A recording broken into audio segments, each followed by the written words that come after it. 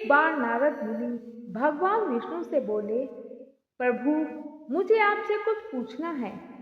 आज मैं बड़ी असमझ में हूँ।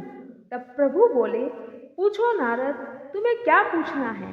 तब नारद मुनि बोले, प्रभु, आप मेरी व्यथा सुनेंगे तो हंसेंगे, इसलिए मैं सकुचा रहा हूँ। तब प्रभु मुस्कुराए और बोले, ये तो बड़ी विकट स्थिति है। आप अपने प्रश्नों को लेकर चिंताग्रस्त हैं, लेकिन आप स्वयं ही इसका जवाब दे रहे हैं। जब तक मैं आपके प्रश्न नहीं सुनूंगा, तब तक मैं जवाब कैसे दूंगा? आपकी समस्या का समाधान कैसे होगा? और बिना जवाब सुने आप इतनी जल्दी कैसे निष्कर्ष पर पहुंच सकते हैं कि मैं आपके प्रश्न पर हंसूंगा? इसलिए असमझ में ना पड़कर प्रश्नों को मेरे सामने रखिए। तब नारद मुनि बोले, प्रभु, मैं आपका रात दिन स्मरण करता हूँ, भजन करता हूँ, लेकिन मैं आपसे यही प्रश्न करने आया हूँ कि आपका आखिर नाम लेने से व्यक्ति को मोक्ष कैसे मिलता है, उसकी सद्गति कैसे हो जाती है। प्रभु, क्षमा करें, न जाने आज क्यों मैंने मन में यह प्रश्न उठा है। आप मेरी समस्या का समाधान करें। तब भगवान विष्णु बोले, बस नारद, इतनी सी बात। मुनिवर, ऐसे साधारण सवाल का जवाब तो कोई भी दे देगा।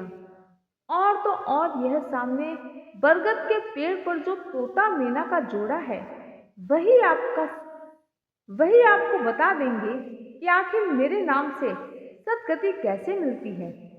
तब नारद मुनि कहते हैं, प्रभु, मेरा प्रश्न इतना साधारण है कि पशु पक्षी भी इसका जवाब दे सकते हैं।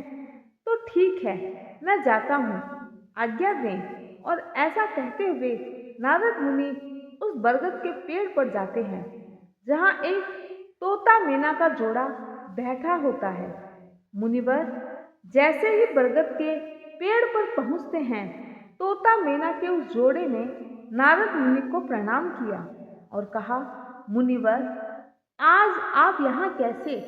तब नारद मुनि बोले, मुझे तुम लोगों से केवल यही पूछना था कि आखिर प्रभु का नाम मात्र लेने से किसी की सद्गति कैसे होती है। जैसे तोता मैना ने नारद मुनि के मुख से ऐसा प्रश्न सुना तो तोता बोला, हे मुनिवर, नारायण नाम तो उसमें, और इतना कहते ही तोते की वहीं मृत्यु हो गई। मुनि यह देखकर घबरा गए और दौड़कर भगवान विष्णु के पास पहुंचे और बोले, प्रभु, आपने तो कहा था मेरे प्रश्न का जवाब उस तोता मीना के पास है, लेकिन ये क्या? वह तो इसका जवाब देने से पहले ही मृत्यु को प्राप्त हो गए। तब भगवान विष्णु बोले, ठीक है, कोई बात नहीं। यहाँ से जब जाएंगे तो आपको एक कुआं मिलेगा और कुएं के पास एक मिट्टी का बर्तन रखा है, जहाँ एक कौवा नित्य ही पानी पीने आता है। आप इस कौवे से पूछ सकते हैं। तब नारद मुनि ने जो आज्ञा कहते हुए अपने मार्ग की ओर चल दिए। देर तक चलने के बाद नारद मुनि को कुआं दिखाई दिया। आसपास नजर डाली तो एक कौवा वहां कुछ ही क्षण में पहुंच गया। नारद मुनि को देखते ही उसने मुनि को प्रणाम किया। तब नारद मुनि बोले, अरे, तेरी महिमा तो बहुत है। तेरे पास मुझे नारायण ने भेजा है, क्योंकि मेरे सवाल का जवाब तेरे ही पास है। क्या तुम मुझे यह बता सकते हो कि आखिर प्रभु के नाम से किसी को सद्गति कैसे मिल सकती है? अब कौवा बोला, नारायण नाम तो। इतना कहते ही कौवा अचेत होकर वहां गिर पड़ा। मुनि ने ध्यान से देखा तो पाया कि कौवे के प्राण जा चुके थे। मुनि हैरान हुए और अत्यंत दुख के साथ वहां से चले गए। और नारद मुनि फिर से नारायण के पास पहुंचे। बोले, प्रभु, यह क्या? मेरे प्रश्न को सुनते ही हर कोई मृत्यु को प्राप्त हो जाता है, तो मुझे मेरे प्रश्न का उत्तर कौन देगा? तब नारायण बोले, मुनिवर, इस कुएं से ही कुछ ही दूर पर चलो तो तुम्हें एक विशाल महल दिखाई देगा। आज विशेष रूप से वह सुसज्जित है, जहाँ गाना बजाना, नृत्य गान और ढोल नगाड़े के साथ गीत गाए जा रहे हैं। हर किसी के मुख पर प्रसन्नता है। तब मुनिवर बोले, क्यों प्रभु, क्या आज वहाँ कोई विशेष अवसर है? हाँ नारद मुनि, आज वहाँ एक पुत्र का जन्म हुआ है, इसलिए हर कोई खुश है। बहुत ही वर्षों बाद ऐसा अवसर आया है। तुम उस बालक से पूछना, तुम्हें अपने प्रश्न का जवाब नहीं मिलेगा।